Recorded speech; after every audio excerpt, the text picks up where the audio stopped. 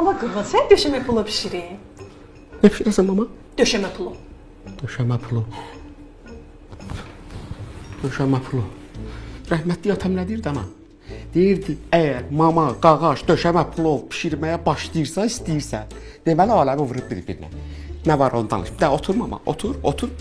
O döşəmə pulun dalında gizlənən həqiqətləri mənə de. Vallahi aləmi qatıb qaçışdırmamışam. Qapıya bir dənə arvad gəlmişdi. Bu məhəllədən ev almaq istəyirdi. Bura ev alqısaltısı da mama. İyi adamdır da, gəlib də. Hə, başladım danışmağa ki, bəs bir dənə oğlum var. Hə, məndən soruşdu ki, oğlun harası işləyib eləyir. Hə, dedim ki, yox, vallahi heç yerdə işləmir. Elə avara-avara ortalıqda gəzir. Nə gözəl.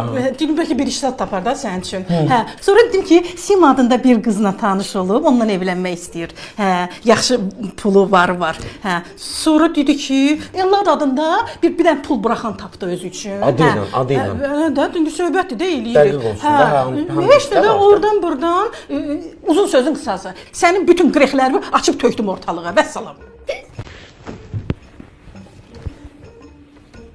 Qrex yoxdur. Qrex hardan çıxdı mama? Gündə bir şey öyrənirsən, sən qrex ana sözüdür mama.